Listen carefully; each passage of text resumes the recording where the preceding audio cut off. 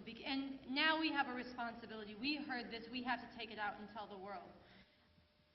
I want to, our next speaker I heard from reliable sources, from people who were out flyering all around the neighborhood, piqued a lot of interest among especially the students in this area. He's made numerous contributions to stage and screen, was nominated for a Tony Award for his critically acclaimed performance in Awake and Sing. Many of you know him from his performances in movies such as Eternal Sunshine of the Spotless Mind or Rumor Has It. He's also someone who has courageously put himself where everybody should right now, on the side of truth and the side of the people. In January, he sent us a beautiful message, which we played at protests there, and we're still getting phone calls and emails about because of its courageous honesty. I welcome Mark Ruffalo.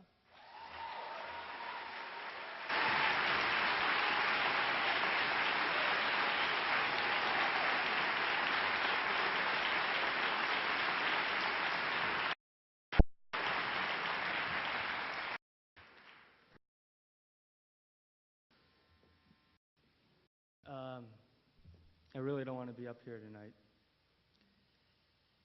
I want to believe that the people we chose to lead our country are doing it in a way that is responsible, fair, and in the interest of the people who put them in office.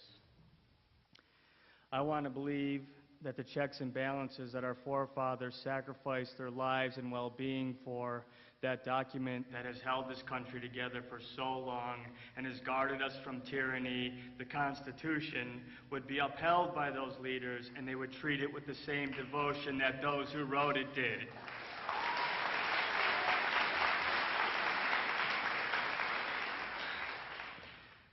I want to live my life and spend my time with my children and my family and friends and go to sleep at night sweetly, knowing that I live in America and that this system with all its problems works.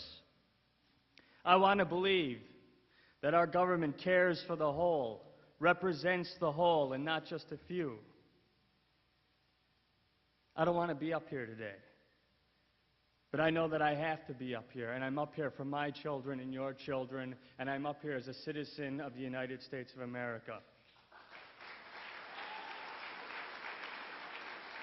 Because this administration that has come into power by seemingly more and more questionable means does not represent the whole, is not devoted to the Constitution, and ultimately does not represent the people.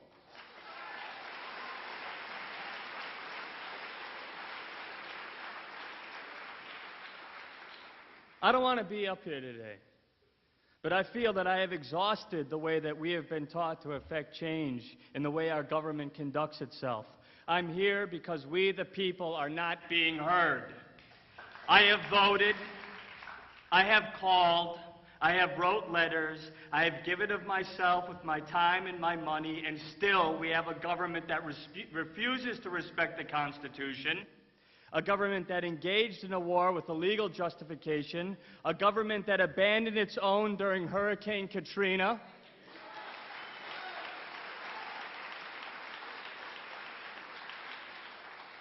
a government that now condones torture, a government that favors big corporation before it favors my children and yours. Step down, Mr. Bush. We are not torturers.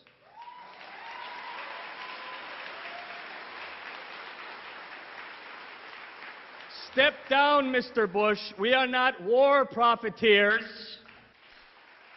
Step down, Mr. Bush. We care for our children and for our poor. Step down, Mr. Bush. We uphold our Constitution. Step down, Mr. Bush. We are not Republicans or Democrats or independents or socialists or communists or green. We are not black or white. We are not red or blue. We are Americans, and we demand you step down.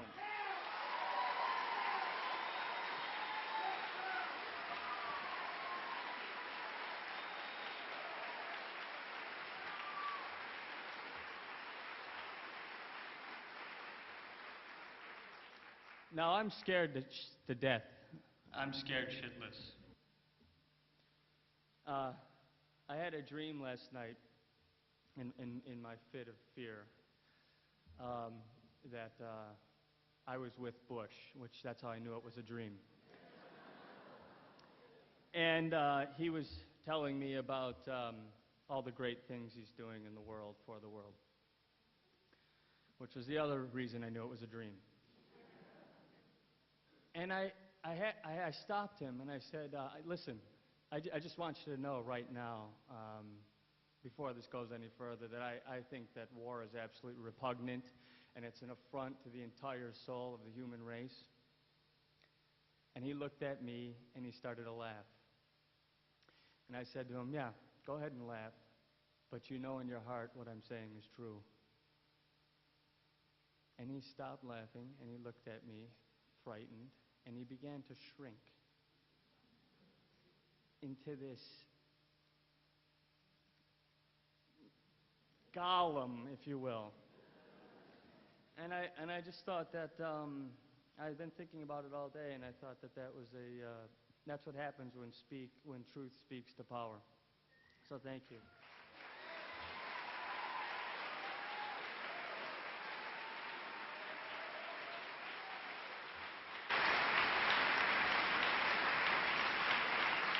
Thank you, Mark. And thank you for coming out here today. We need a lot more prominent voices like these, like Mark Ruffalo, like Olympia Dukakis, to come out and speak out for what is right.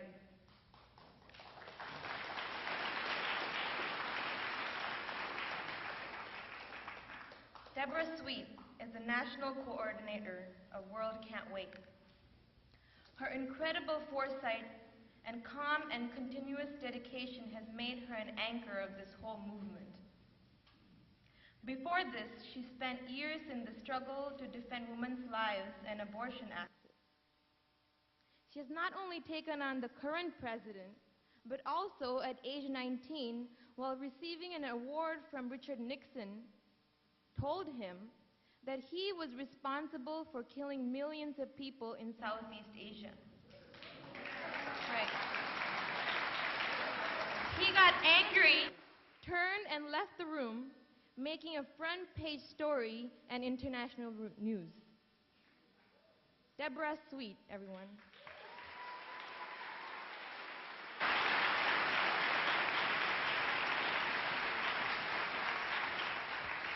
All across this country tonight, many thousands of people that I don't even know are making preparations for 65 hours from now across this country to drive out the Bush regime.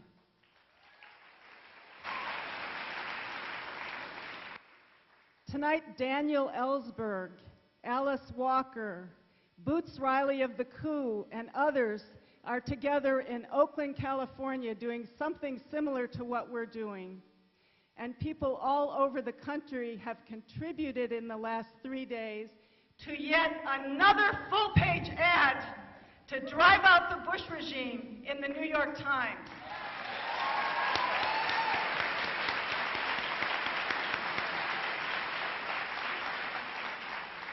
After what happened in the U.S. Congress last week, if we are silent, if we don't come back with as much strength and determination as possible, we will deserve whatever fate befalls us.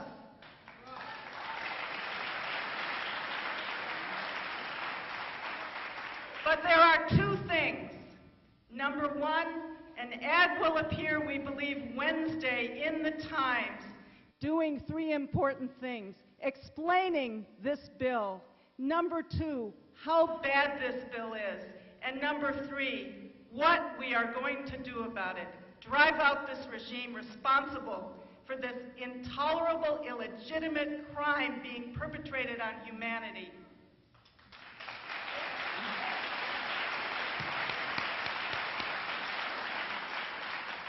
And the other thing that we are doing is 65 hours from now, this Thursday, across the country, in places from Alaska to the corners of Florida, in the big cities, and in the really small towns, such as Truth or Consequences, New Mexico, as Arabi said and Sansara said, in the red states, in the places where many people in New York think are lost to Bush thought, we have found people through our nationwide advertising who feel as we do, that the future has to be taken up by people such as ourselves, people living in this country who are continuing to say, not in our name will we tolerate this being done to people living in this country or to people in the world.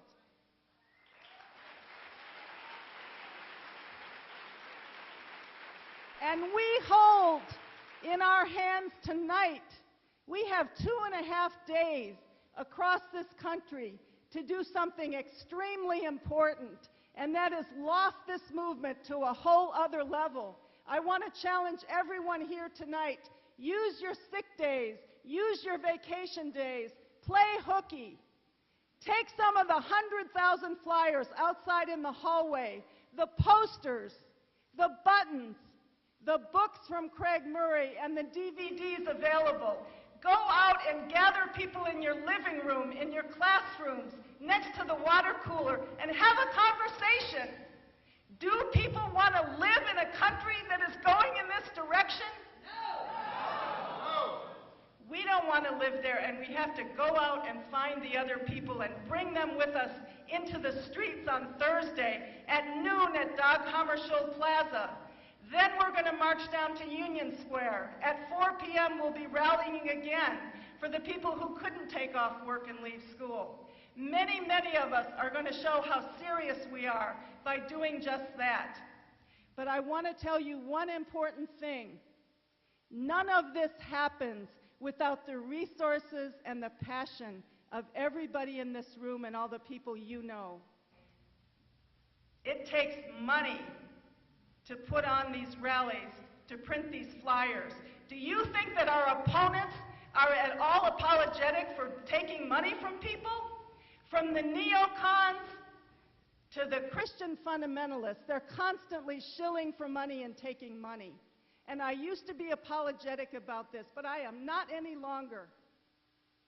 It takes money in the buckets that we're passing around tonight to drive out a regime. We are building a serious movement to do this. It takes checks, it takes online donations, it takes in-kind donations. And this is a huge opportunity that those of us living in this country have to show the rest of the world, much larger than a bumper sticker or a button, that we are determined to drive out this regime and we are making the sacrifices necessary to do it.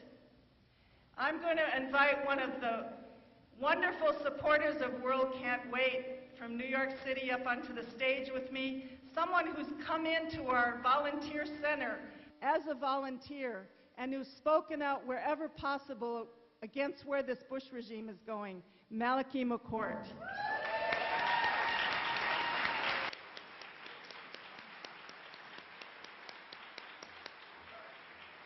Thank you, Debra.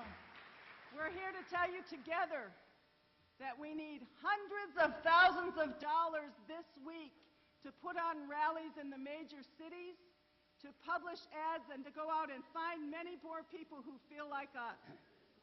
People often misquote that saying, which is that money is the root of all evil. The correct quotation is, love of money is the root of all evil. And I invite you to share that love. Put it all in the basket. I mean, if it is evil, please don't leave this room with any in your pocket. It will be no good to you at all. So this is where it is needed.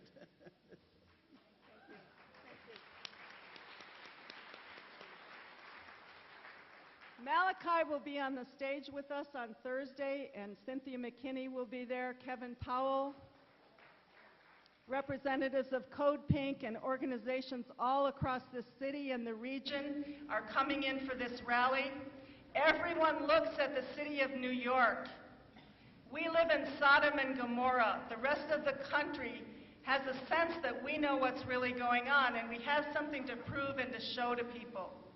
That this city and this state that went massively against Bush still understands what's happening and is determined to set an example for the rest of the country.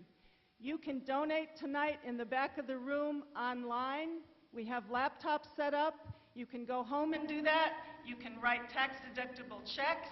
You can even make up your mind that you're going to make a stock donation to World Can't Wait, and it's tax-deductible. Why? Because we are serious about influencing the political climate in this country so that by Friday, millions of people begin to have percolating in their mind, maybe it is possible to force George Bush and the people that serve under him from office before 2008.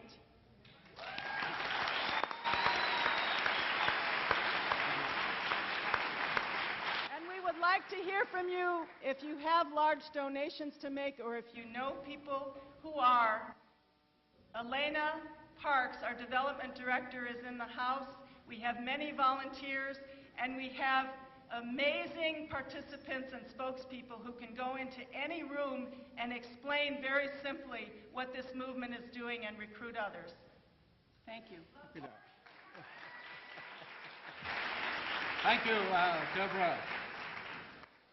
This United States at various times over its existence had been seized by thieves and or thugs, but it managed to overcome those thieves and thugs. But this is the first time in the history of the United States that the government has been seized by thieves, thugs, terrorists, evangelical murderers, holy hypocrites, and despots. And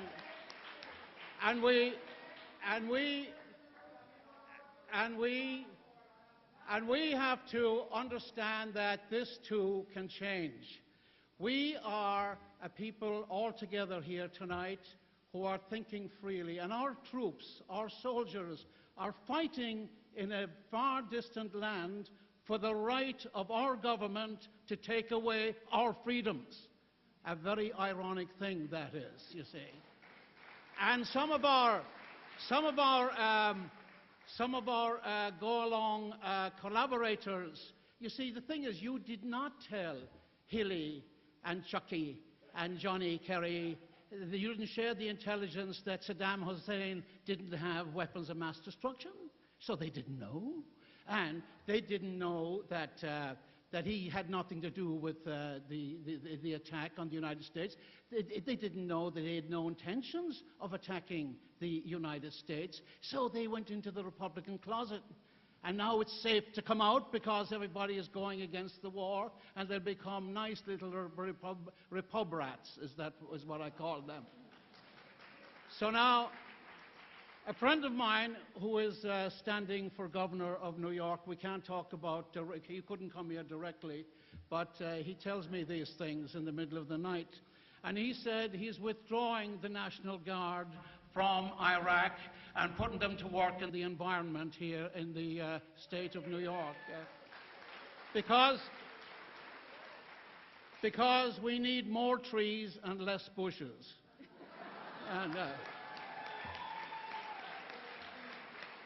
And if you keep doing what you've always done, you will get what you've always gotten. So stop doing that, and you know where to vote coming up.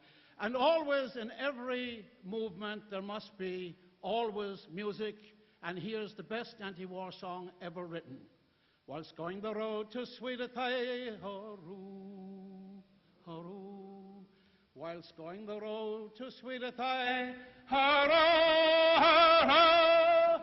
Whilst going the road to Sweetatay, a stick in my hand and a tear in my eye, a doleful damsel I heard cry, Johnny, I hardly knew ya. With your guns and drums and drums and guns, hooroo, hooroo. With your guns and drums and drums and guns, hooroo, hooroo. With your guns and drums and drums and guns, the enemy nearly slew ya.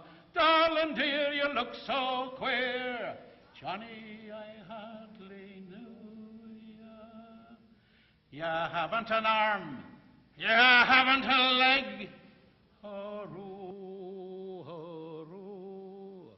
You haven't an arm, you haven't a leg. Hurroo, hurroo.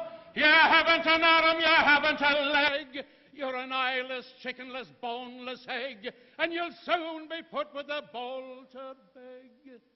Johnny, I hardly knew ya. With your guns and drums and drums and guns, hurroo, hurroo.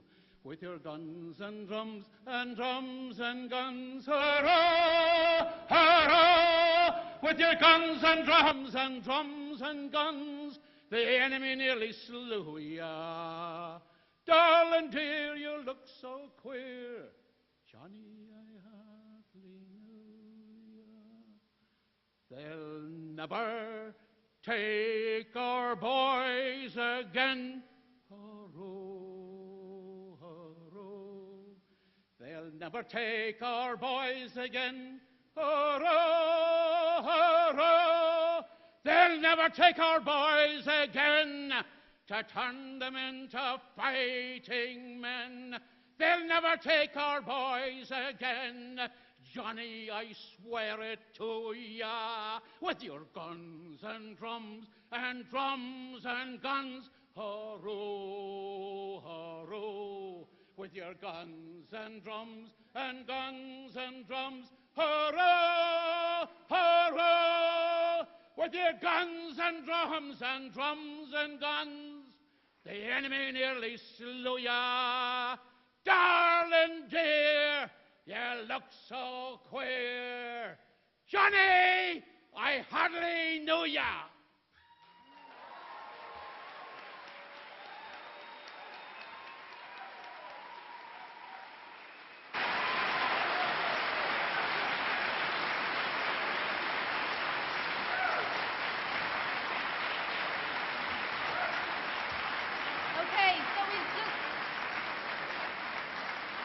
I know we're running late. We only have a few people left that we're bringing up, people you don't want to miss, so I will move right to that. Next, we have a statement from somebody who is rivaled by very few in his field or for his principle. The remarkable thing about this person is if you look at what he's done in the last several years, he's taken responsibility for going in and finding out the truth about the biggest crimes that this government has committed. Not the petty crimes or the crimes that just affect him, but the crimes when the whole world tried to stop the war in Iraq before it happened, but Bush went in anyhow. Sean Penn went to Iraq, made common cause with the people there, learned their stories, and came back and told the people the truth about what was happening there. When Katrina hit, and George Bush was scratching his head for days, telling Brownie he was doing a heck of a job, and the whole country was horrified watching the footage, Sean Penn went into the toxic waters with a boat and pulled people off their rooftops, helped them out of their homes. This is a man who's given of himself in extraordinary ways. And the people know that when he comes, there's somebody who has a platform and they will use it to tell their experience, the experience that doesn't get heard otherwise. I'm being told to move the mic from my face. That was helpful. Thank you. So I'm really pleased to bring up somebody who's going to deliver this message for him. They're co-starring right now in All the King's Men, Mark Ruffalo.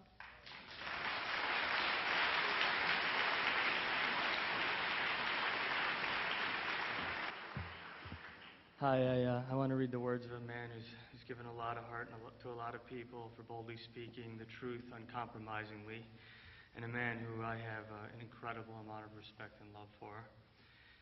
He makes me very proud to be here, Sean Penn.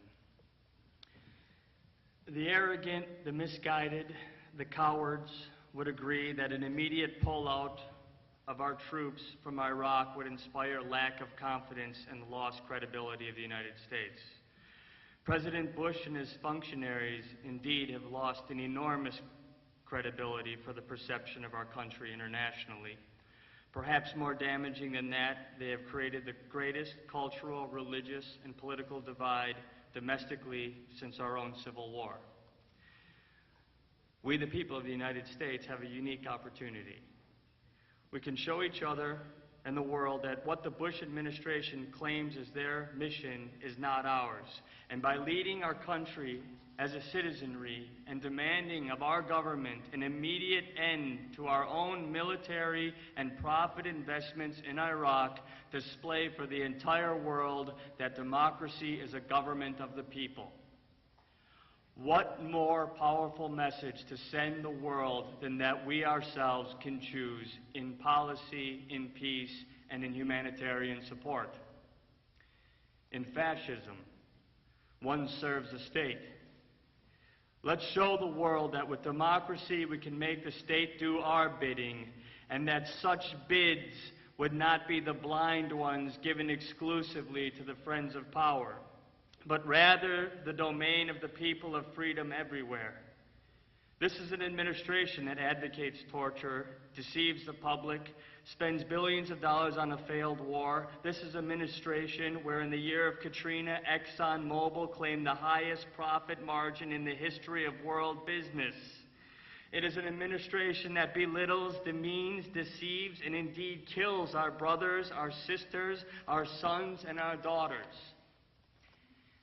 At the U.S.-Mexico border, we panic at the notion of illegal entry without blinking an eye as our elderly line up every Saturday morning with wheelchairs, walkers, canes, and joint pain queued up in the desert heat to enter Mexico where they can purchase affordable medication. In the human family, this president is indeed pushing his wheelchair-bound grandmother down the stairs with a smile on his face. Now, everyone knows that these are all true statements, everyone. Some are ashamed of where they put their support in the past. They're ashamed of their passivity in the present, with the courage of their minds and hearts at bay. What an exciting thing to reverse this as one America and show the world who wears the pants in our house.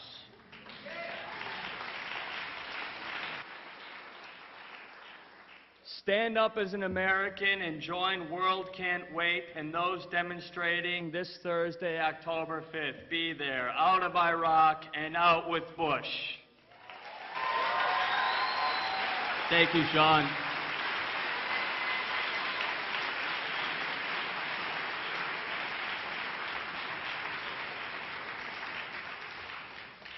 Very good statement. Before I move on, I want to give some thank yous that are due. I want to thank WBI and Air America for being here to film this event. And also some organizations that pulled together at the last minute to help us spread the word. United Federation of Teachers Against the War, Chelsea for Peace, Progressive Democrats of America, Cassini Volunteers, New York Collective of Radical Educators, Educators for Social Responsibility, and many more.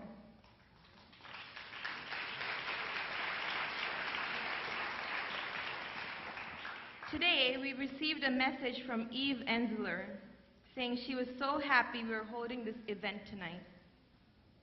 She's unable, due to a new play and a demanding book tour, to be with us, but she sent along a poem that she wrote for us last year. She sent her love to Olympia and was thrilled that she will be reading this piece. I present you Olympia. Again.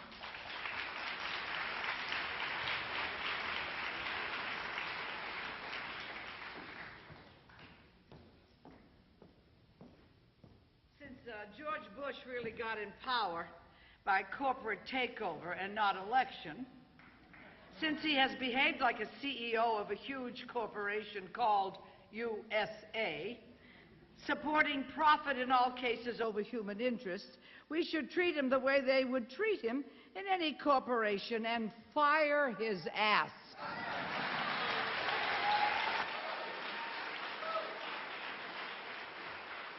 Now, when you start with a major surplus and end up with a huge, huge deficit, they fire your ass. When you fail to move a company forward, they fire your ass. When you are lazy and take vacations at a time of peril, they fire your lazy ass. When you don't prepare for terrible outcomes and then lose thousands of lives and insane amounts of money, they fire your ass. When you lie to your stockholders and board and then spend nearly $1.3 trillion and kill hundreds of thousands of people for no reason that makes sense to anyone, sometimes they even put you in prison. I mean, when you openly practice racial policies, whether they want to or not, they and when you openly break the law, order torture and get caught, they and when you hire people who are ignorant and incompetent, they fire your ass. And when you destroy the brand of a company and alienate potential buyers all over the world, they fire. And we are the shareholders of the USA. Bush has bankrupted our company, our pocketbooks, but mainly our soul. We need to remove this president and his staff, and we need to do it now. His ass!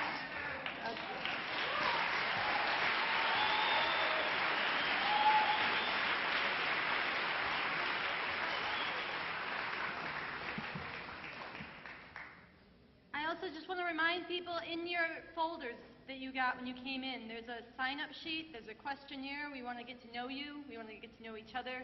We have a lot of work to do. There's a table out back when we're done. We have one more presenter and a few comments from the organizers.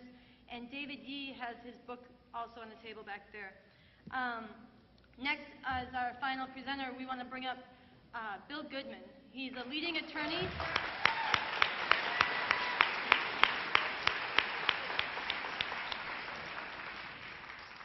This is another person who's really given of themselves tirelessly. He's a leading attorney at the Center for Constitutional Rights. He has defended countless Guantanamo detainees. He has sued in the first case against George Bush's administration around extraordinary rendition, i.e. torture. He is a man who is involved in the lawsuits against this same regime for its wiretapping, the NSA spying. And he's here today to help us understand what just happened last week in Congress. What is this new law? What are its implications? Let's bring up Bill Goodman.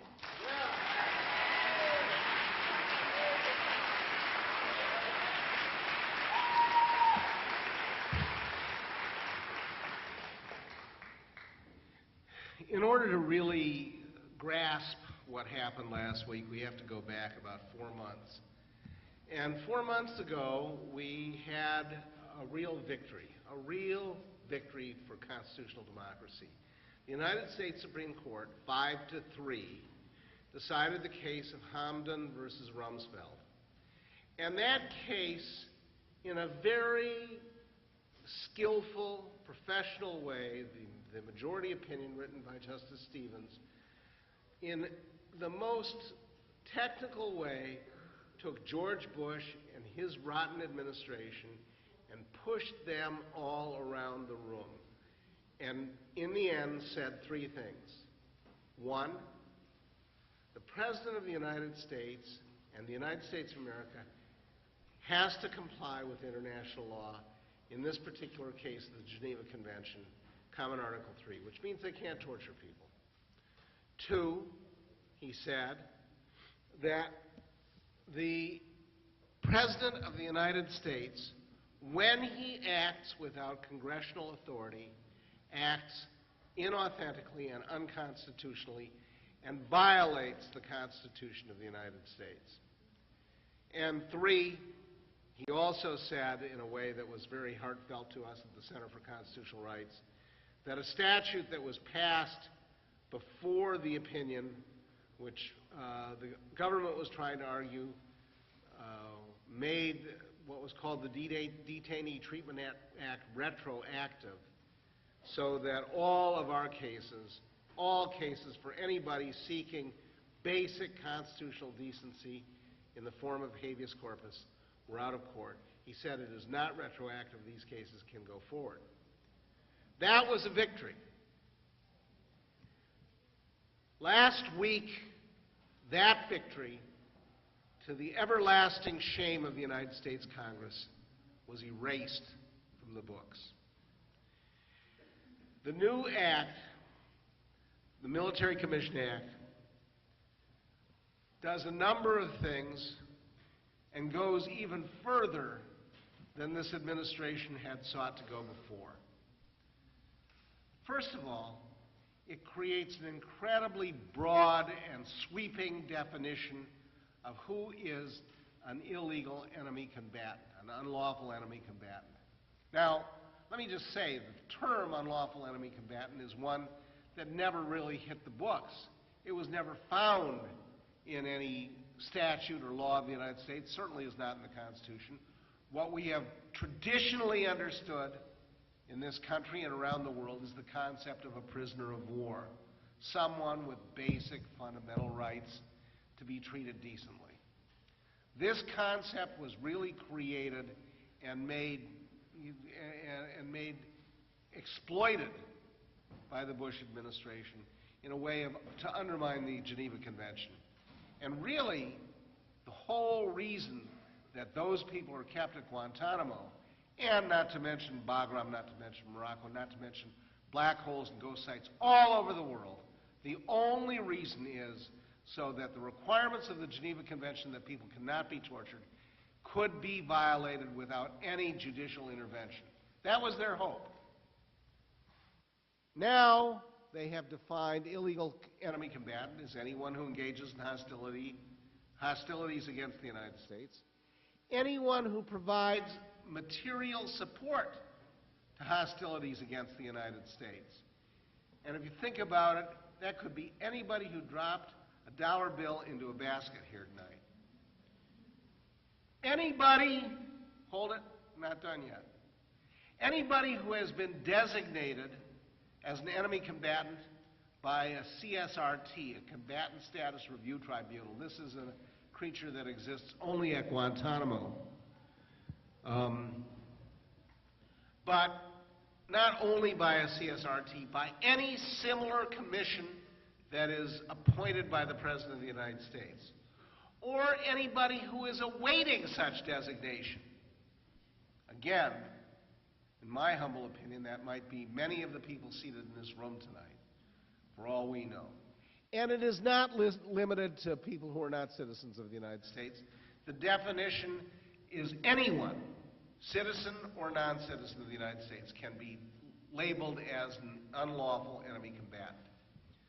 Now, the statute goes on to do a number of horrible things, and all of the horrible things that it does relate only to non-citizens of the United States. So one might wonder why they use such broad language here, such inclusive language, language that would include people who are citizens of the United States as well as non-citizens. And all I can say is that given what we've seen happening in this country, this is merely the beginning. We are in a process. We have not concluded the process. And this part of the process, the definition of enemy combatant, is an extremely frightening and disturbing one. In addition, the statute says that there can be no habeas corpus relief for anybody held at Guantanamo, anybody who is an illegal enemy combatant who is held at Guantanamo Bay or anywhere else outside the world, any non-citizen. I'm here to tell you that the right of habeas corpus is a very basic and important right. It is the basis for what we understand democracy to be. It goes back to 1215, to the 13th century, but it goes back long before 1215, in fact. You know, they didn't invent the idea of habeas corpus all of a sudden in 1215. This was something that had been percolating through society, not only Western society, I might add, for centuries before that. And it is incorporated into the Constitution of the United States. And what it says is that no one can be held indefinitely, and if they are, they have a right to go in front of a magistrate and a judge or a judge and demand that the judge make a determination as to whether they're charged with a crime and whether there's any real evidence to hold them. And if there is not, the magistrate, the judge, can order the king, the police, the FBI, or George W. Bush, the President of the United States, to let them go. That's what habeas corpus is. Without it, we are virtually slaves to a police state. And this was a massive suspension of the writ of habeas corpus. It has only happened 4 times that there's been a congressional suspension of the writ of habeas corpus. Only 4 times in American history. And each time it has been narrow, and it has been limited, and it has been focused. And I'll tell you what they are. One was in the Confederacy during the Civil War in the middle of hostilities. Another was the uprising in the Reconstruction states of the Ku Klux Klan. Another, let's see, I made a note here. Another was 1902 during an insurrection in the Philippines, undoubtedly a just war on the part of the Philippine people, by the way. But the Philippines were so-called U.S. territory at that time, and in the Philippines, during that insurrection, and only during that insurrection, the writ was suspended. And finally, it was suspended for a brief period of time in Hawaii immediately after Pearl Harbor. And that's it. This is broad, this is sweeping, this is endless, this is not limited to a particular narrow geographical location or a very small period of time. This we have now to live with for many years and perhaps decades to come, and it is a shame and a scandal that the United States Congress enacted this statute.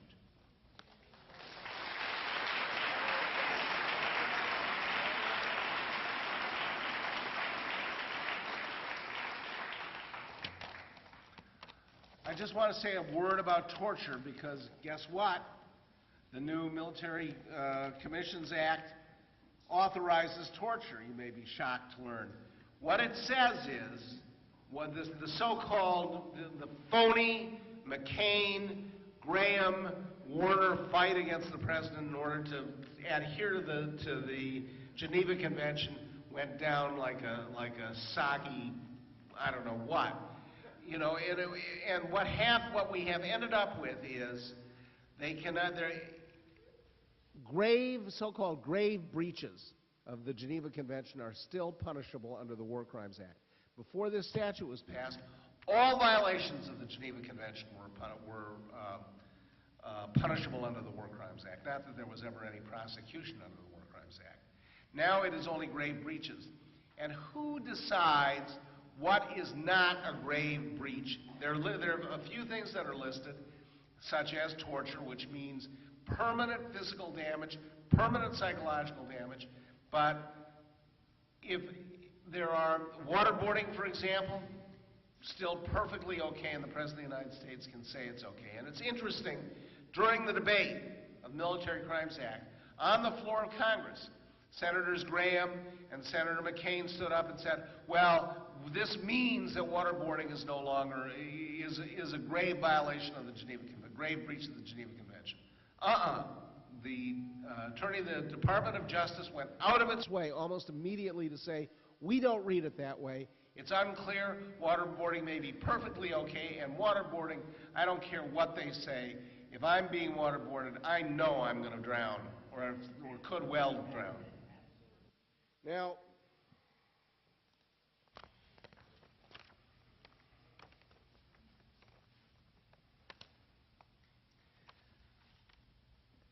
what we started out with 4 months ago was a ringing Declaration of Independence by the Supreme Court of the United States, that the President of the United States can only go so far and no further. Congress has, to its everlasting discredit, lay down on its back, stuck its arms and legs up in the air, and whined and swallowed everything this president has fed it. The fight isn't over. We can still go to court. We can still try and win in court. We can try and win in the streets. We have to win, because if we lose these rights, we have lost democracy. You know, it's interesting, I'm sure you all read about the fact that the National Intelligence Evaluation is now finally being leaked, and guess what? The war in Iraq has really caused more terrorism than it has eliminated. Yeah, duh. So everybody knew that. Everybody knew it was going to happen. We all knew it. There were 500,000, 1 million people out on the streets of this city on February the 15th, 2003, remember? And we knew it. That's what we were saying, and they heard us, and they knew it. The real question is, knowing that, why is it that this president went into Iraq wanting to encourage and create and build and enhance terrorism? Because these are people who are determined, bound and determined, to destroy our Constitution, our Bill of Rights, and we will not let them do it.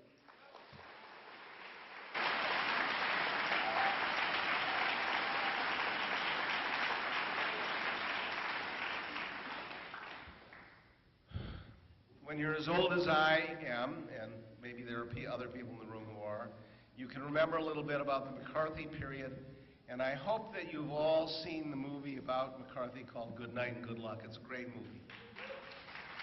The message of that movie is that tyranny thrives and democracy dies in the face of three things: silence, secrecy, and fear. I'm here to tell you, and you're here to tell me, we are not afraid, there are no more secrets, and we will speak out. Thank you.